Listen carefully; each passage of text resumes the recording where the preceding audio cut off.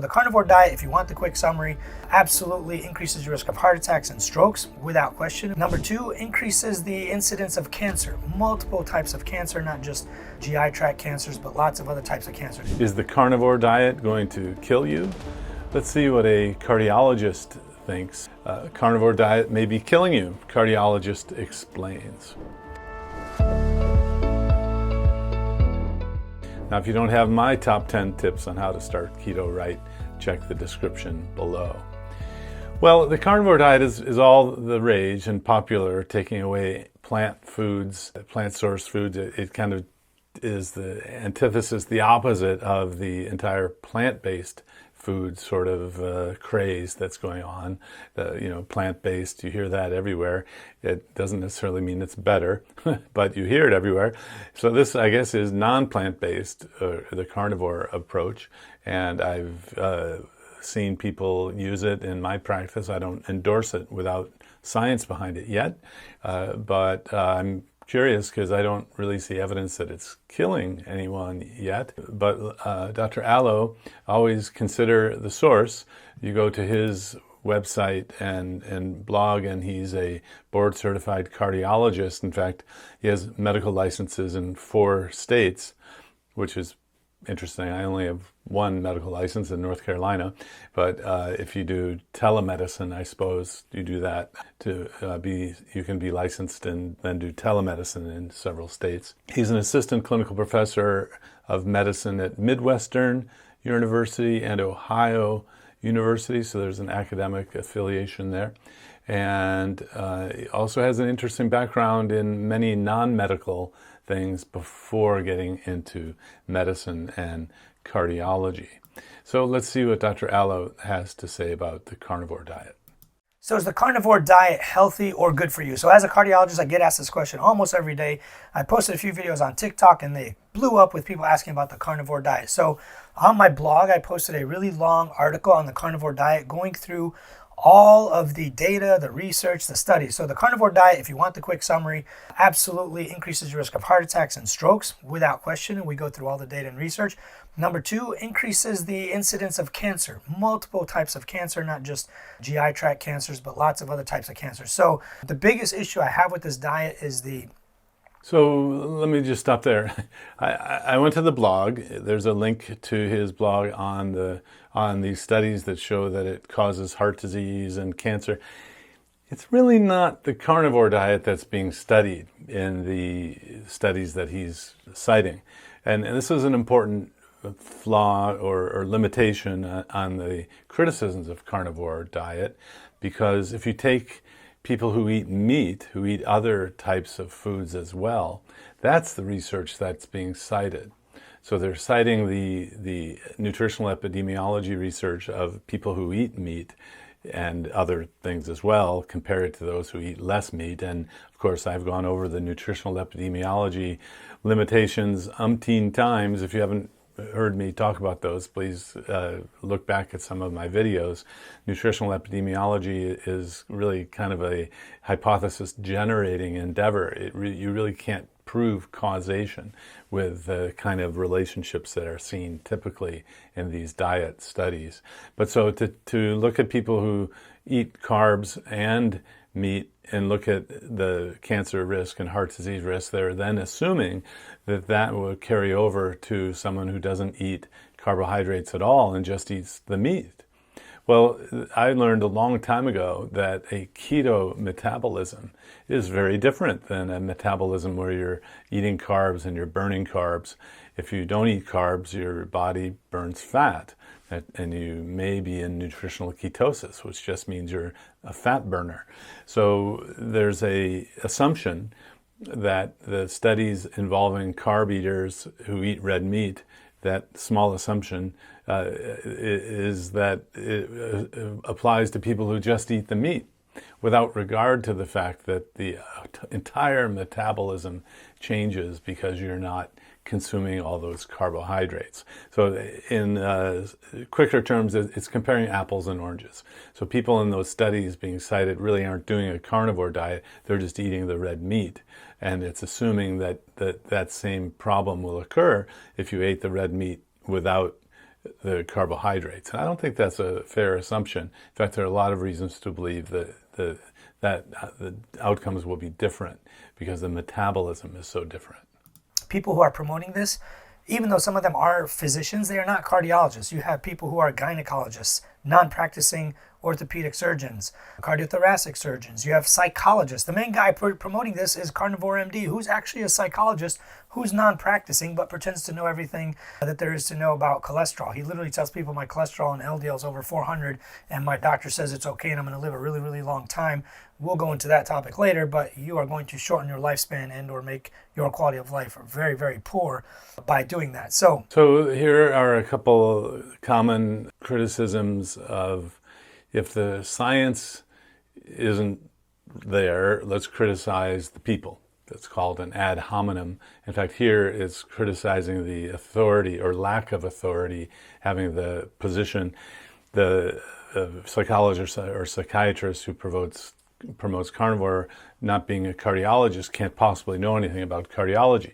Well, that's a flawed kind of thinking, because if you're traditionally trained and you have a certain belief system like Dr. Allo has, that you believe that cholesterol is the be-all, end-all of cardiovascular disease and you should drive it down to zero, that's basically the current pharmacologic or medication approach to cardiometabolic risk reduction by traditional cardiologists.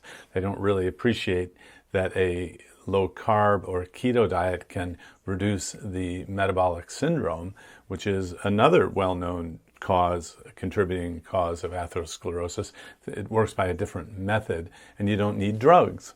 So if you're traditionally trained, you're going to look at the LDL and total cholesterol and you're going to assume that somebody needs drug treatment for that, when actually there may be another way to go about it. But if you're traditionally trained, you'll have that belief system. So if you're not a cardiologist, it's okay to me if you're following science. If you're, I'm an internist and an obesity medicine specialist, and I talk about diabetes and diabetes reversal. I'm not a traditionally trained endocrinologist.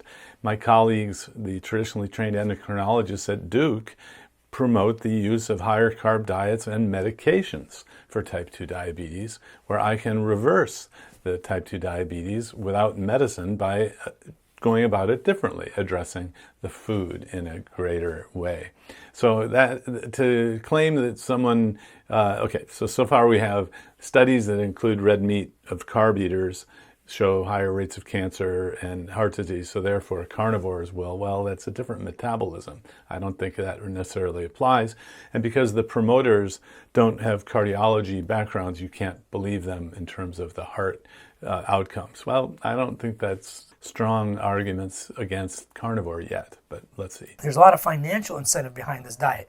Anytime somebody niches down on one food group or one very specific diet with a ton of rules, like no seed oils, no bread, no pasta, only meat, don't eat ever vegetables, these kind of vegetables are harmful to you, only eat the fruit of this kind of this, and like whenever a diet has so many rules and regulations and it's so contradictory to what we know, like fruits and vegetables, in every study that's ever been done on humans, the more, if you switch from a animal-based diet to plant-based, you actually live longer. Cardiac disease goes down, stroke goes down, cancers go down.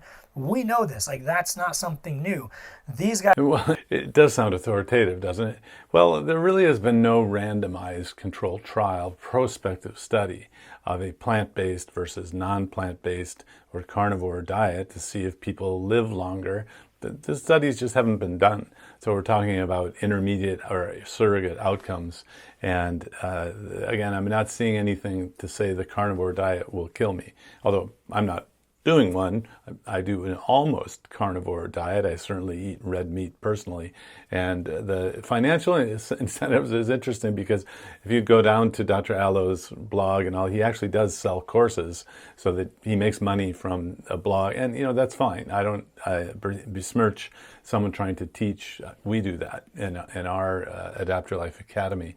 But I think there is sort of a element of if someone comes into this space just in order to make money without regard to harming people or helping people, that, yeah, I draw the line at that. But I don't see they're kind of an excessive, the typical medical people talking about it, an excessive pursuing of this as just a moneymaker. Guys will find like a one-off study that shows, hey, for people who eat less processed red meat, here's what happens, and they showed this one little thing or mechanism that shows something. But in the totality of human studies, like if you look at meta-analyses and all the history of humankind, we have seen time and time again that increased red meat and or raw organs, raw meat, any kind of meat-based diet absolutely increases your risk of heart disease, stroke, high blood pressure, multiple types of cancer, and just overall not doing well. There was also a research study that I published, not even published, but I posted about, that showed that keto style diets like this with high amounts of saturated fat, high amounts of meat, also increase inflammation. So that's the other thing you got to worry about. Inflammatory markers. So, a lot to unpack there. And the mantra is the saying things like it's really for certain is what clinical doctors do. I'm a clinical doctor and a researcher. I've done clinical trials, but I have a certain, how should I say, respect for what we don't know. And so when Dr. Allo starts getting into the traditional view of saturated fats being bad, that's way behind the times. And the scientists who are doing reviews, the research dietitian scientists conclude that saturated fat is not a concern for cardiovascular disease. It's the cardiology and the practitioners that haven't gotten that message yet. And it can take years, it can even take decades for it to change, because some people get trained a certain way and then they, like this fellow, just keeps saying it without considering that there might be new information about it. Markers all went up even though the person was losing weight. And almost all the other studies we have, when somebody loses weight, they actually reduce inflammation. In this study with the keto diet, they were losing weight, but their inflammatory markers all went up, which increases heart disease, stroke, blood pressure, all that stuff. The other So a long time ago, 20 years ago, when I was looking for research being done on low-carb diets, there really wasn't any. And when I got into this field, the concern and the vitriol against high-fat diets was so strong, I thought for sure there would be studies that I would find that showed that it was bad. And there weren't any. I mean, we unearthed one that goes back to 1980. It was a very small study, and then I looked at what week-long studies that were done to just kind of show that this way of eating was bad. There really wasn't any solid research to say it was bad. And so now I have to say this isn't solid research. If you're just looking at biomarkers like inflammatory markers over a short period of time, this is not sufficient information to say that it's harmful and that it kills you. What we're learning is that some of the blood levels may be different when you're eating a different way and you have a different metabolism. And I remember Steve Phinney telling me, and Steve Phinney is one of the nutritional geniuses of our time, and he is a keto proponent because of his research. He said, the blood is something we can measure conveniently, right? You can actually draw blood, and while it seems difficult, it's really easy compared to getting other parts of the body, other biopsies, for example. And so I'll never forget, he says, the blood is something we can measure. It's convenient. It's not always meaningful. So just because something's going around, and we have a circulatory system, you don't really know where that blood component is going, whether it's going up or down, whether it's being excreted or going into other cells. And so I've learned to be respectful of changes in the blood that may or may not be good or bad, and not assume, like if an inflammatory marker goes up and that's the only difference in all of the things that you see, everything else gets better, that one little thing is going to drive me to say that this isn't healthy compared to, say, a standard American diet, for example. So this inflammatory marker stuff, I'm not sure what to make of it yet, and I don't fearmonger as a result of that. Another issue with this diet is there's like a lot of financial incentives and a lot of entanglement. The Carnivore MD guy, for example, has like this table of like raw organs, raw testicles, raw liver, raw heart, and says this is what you got to eat to stay healthy and stay strong. This is what our ancestors ate.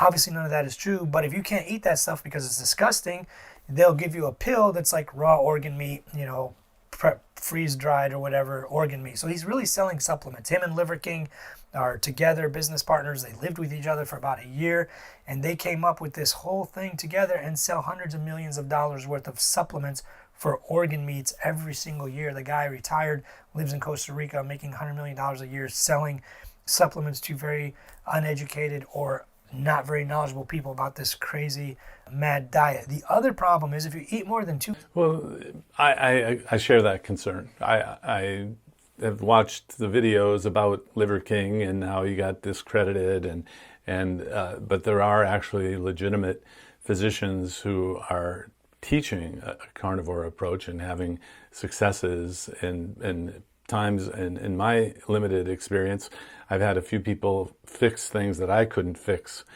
by doing a carnivore diet. I still have concerns about long-term safety, like most people, because we just don't have data on it. So you take matters into your own hands and measure things along the way. Don't just assume that it's automatically going to be bad. But this wouldn't be the first time that money is made on the internet based on dietary supplements. In fact, there are a lot of people making a lot of money for things that are probably harmful, and to have that be there, if that's their primary motive to make the money, well then, that's a sad thing, and maybe people are being duped.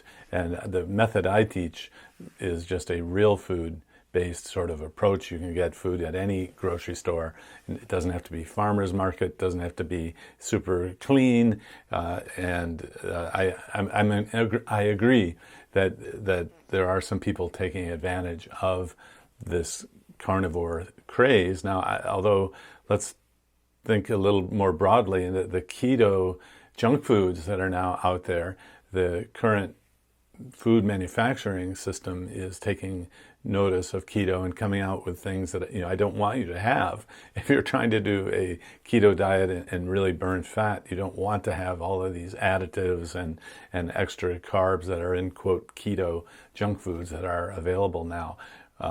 So I agree, Dr. Allo, that there's some people making money and not giving products that are really helpful, I think. Ounces of liver per day, your vitamin A levels are actually toxic. It's way too much vitamin A for anyone. And if you look at the emails that were leaked from Liver King, he doesn't actually eat very much liver. He does take $12,000 to $15,000 worth of hormones and steroids and anabolics and growth hormone every month, and that's why he looks like that. The other problem I have with these physicians that promote this is they promote it as an ancestral diet. There's nothing ancestral about it. If you look at Dr. Herman Ponzer's work out of Duke University, who was actually an anthropologist, studied our ancestors, and even studies current hunter-gatherer tribes, he states that this is not what they ate. This is not what our ancestors ate at all. They ate a very diverse diet full of all kinds of things. So you don't fall for this ancestral diet, natural, old, Paleolithic way of living, because it just simply isn't true. So I'll put the link down below. Go to my blog. Well, so let's talk a little bit about that. I think we can agree that the ancestral way of eating didn't include sugar. The sugar really wasn't in our diet until 100 years ago in a big way. It just wasn't available. And then the grains and really didn't come into our diet as humans till about 10,000 years ago, and that's pretty well established. I think what Dr. Allo is being critical of is that you have to have raw this, raw that, and that's ancestral. I have to say that being relatively low carb and no junk food is an ancestral way of eating, which you could say carnivore is also a no junk food kind of diet. So I don't think we really truly know what our ancestors ate. I did go again to the blog, Dr. Allo, that you had, and you talked about the mummies in Egypt having atherosclerosis, and interesting, that's true. But I come at it from a different perspective, because Dr. Michael Eads gave some talks about this years ago, where the mummies in Egypt, looking at them, they have atherosclerosis. And what you didn't know or didn't mention, Dr. Allo, is they were eating bread. So of all of the cultures at that time, the bread, if you look on the paintings and all, wheat was being made and bread was being consumed, so that yes, there was atherosclerosis there, but it was probably related to the bread consumption at that time. Anyway, I like the idea that he's thinking outside the box, but I think there's controversy where he says there is none. Read that article. It's very, very in-depth, lots of research on it, and it just shows that like people are willing to fall for anything, and I don't want you people to fall for that. I want you guys to eat a healthy, nutritious diet so that you can live a very, very long time without this madness and craziness that is eating raw red meat and liver organs and all this stuff, and then buying their supplements and wasting your hard-earned money for no reason. Well, so sometimes people say exactly what, blaming other people for what they're doing themselves, right? They're projecting. So actually we, the medical mainstream, have swallowed the story that it's fat in the diet, that saturated fat is bad, and it causes the cholesterol go up, and the cholesterol slathers onto your arteries, and I'm afraid that's probably not that simple. And we're watching metabolisms that are very different, have different blood levels, and I didn't see anything in here, Dr. Allo, that would make me think that the carnivore diet is killing somebody.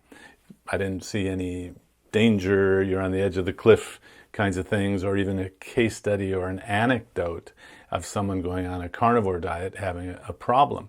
Although that reminds me, there was a video going around about the carnivore person eating a carnivore diet who had a stroke. And by the end of the video, she basically says that she didn't change her diet. She realizes that it wasn't related to the diet. It was, something that she had had an issue with, and didn't change her from eating a healthy pattern. So many years ago, my first study I did, there was an adverse event in the low-carb group, and it was that somebody burnt himself on the grill while he was grilling meat. And so should we blame grilling meat burns on the carnivore diet because they're searing meat or more frequently? So you got to be kind of reasonable here, and I just didn't see any solid data or anecdotes that carnivore diet's killing you. I'm sorry. I'm not sorry. I need higher level of evidence than that. But interesting point of view. We learned a few of the flaws that people can make apples and oranges comparison, different studies, calling out people rather than the data because they don't have the credential, and then just kind of missing the fact that there's controversy about ancestral eating. And actually, I participated in a study north of Vancouver. In that little particular part of the world, they didn't have any carbs until very recently, so that to say there's one ancestral diet is pretty simplistic. So it's more complicated than that. But I'm glad that you're evangelical about health, Dr. Allo, and hope you can expand your horizons, learn a little bit more about other ways of eating. I share your concern and desire to get more data on carnivore eating. There is a survey that was done and published about self-reported information of those following a carnivore diet. Until those studies are done and published, I can't sign off and say, yes, do this. But if you are doing something like this, you just want to measure things that we know about health. Don't necessarily focus just on the blood. Also look at the arterial system that you have if you can, rather than just focusing on the blood. If you don't have my top 10 tips on how to start keto right, look in the description below. If you like this, please subscribe so you don't miss out on further videos. And thanks for sending topics for us to do. And thanks for you new listeners, and especially on the podcast, just on the audio. I'm trying to make this something you can listen to without the video too much. And as always, I appreciate your feedback on how I can improve things.